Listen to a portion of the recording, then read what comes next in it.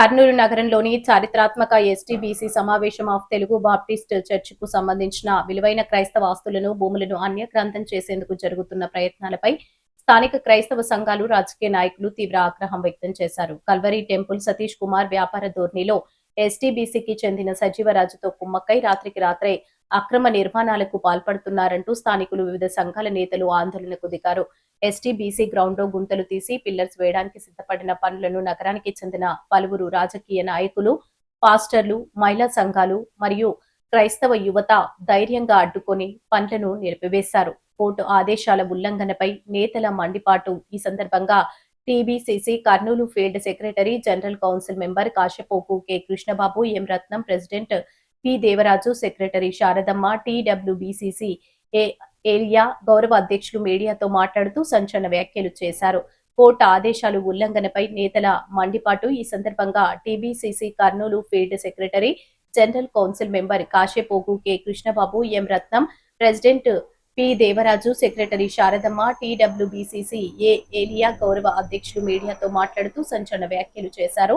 British కాలం నుండి క్రైస్తవ సమాజ విద్య, వైద్య, ఆరాధన అవసరాల కోసం కేటాయించబడిన ఆస్తులను కొందరు స్వార్థపరులు తమ సొంత వ్యాపార కేంద్రాలుగా మార్చుకోవాలని చూస్తున్నారు. మద్రాసు హైకోర్టు స్పష్టంగా CS 124/1994 వివాదంలో ఆస్తులను ఎవరూ అమ్మకూడదని, ప్రస్తుతం ఉన్నవారెవరూ వీటికి అర్హులు కారని స్పష్టమైన తీర్పు, జీవో ఇచ్చింది. కోర్టు ఆర్డర్ కు గౌరవించకుండా చట్టాన్ని చేతుల్లోకి తీసుకుని చేస్తున్న ఈ అక్రమ నిర్మాణాలను క్రైస్తవ సమాజం ఎట్టి పరిస్థితుల్లోనూ సహించదని ఆయన హెచ్చరించారు. క్రైస్తవ ఆస్తుల నిమిత్తం కర్నూలులో సతీష్ కుమార్ గారు, ఎస్టీబీసీలో ఆర్ఆర్డి సజీవరాజు గారి వారిని సఖ్యత చేసుకొని ఎస్టీబీసీని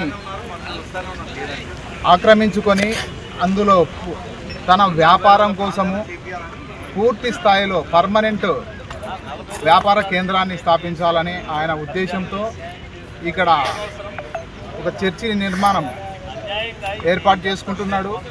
కాబట్టి దీనిపైన క్రైస్తవ సంఘాలు, అలాగే కుల సంఘాలు, అలాగే రాజకీయ పార్టీలు ప్రతి ఒక్కరూ సహకరిస్తున్నారు. ప్రాముఖ్యంగా ఈ ఆస్తులు ఎక్కడి నుంచి వచ్చావి అన్న విషయము తెలుసుకుంటే, ప్రస్తుతము ఆంగ్లేయులు బ్రిటిష్ కాలం నుంచి మన భారతదేశానికి వారు వచ్చి ఇక్కడ ఉన్న పరిస్థితులను చూసి వారు చదువులు చెప్పి హాస్పిటల్ కట్టించి, గుడులు కట్టించి, వాళ్ళు ఆరాధనకు యేసుక్రీస్తుని ఇక్కడ పరిచయం చేసి వారు సఖ్యతతో ఇక్కడ ఇవ్వడం జరిగింది. ఈ ప్రమేయంలో కొందరిని నియమించారు. ఎస్టీబీసీ గాను, పిఏబీసీ గాను నియమించి వారిని ఈ కార్యక్రమాలన్నింటినీ, ఈ ప్రాంతంలో ఉన్న ఆస్తులన్నింటినీ పరిరక్షించండి అని చెప్పేసి ఎస్టీబీసీని ఏర్పాటు చేస్తే, ఎస్టీబీసీకి ఏ ఆస్తులు లేకపోయినప్పటికీ వారు అధికారం చెలాయిస్తూ పిఏబీసీని నిర్మాణం కమిటీ చేయాల్సింది ఉంది మే నెలలో. కానీ అది వాయిదా పడడం ద్వారా ఈ ఆస్తులన్నిటి విషయంలో చెన్నై హైకోర్టు CS 124 అనే ఒక జీవోను పాస్ చేసింది. మీరు ఆస్తులు అమ్మకూడదు, ఇప్పుడున్న ప్రతి ఒక్కరూ ఎవరే కానీ అర్హులు కాదు. కాబట్టి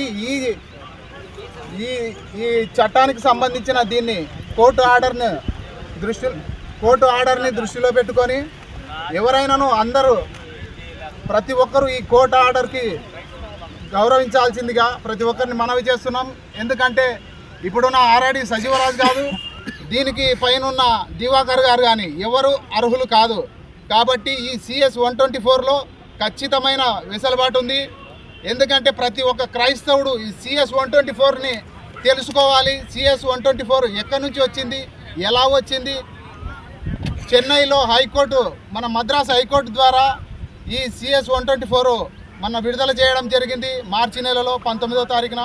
కాబట్టి దీనికి అనుగుణంగా ప్రతి క్రైస్తవుడు నడుచుకుంటూ ఈ అన్యాక్రాంతమైపోతున్న ఆస్తులను మనం పరిరక్షించుకోవాలని చెప్పేసి ప్రతి ఒక్కరికి పిలుపునిస్తూ మా టీబీసీసీ తరఫున ప్రతి ఒక్కరికి ధన్యవాదాలు తెలుపుతున్నాం.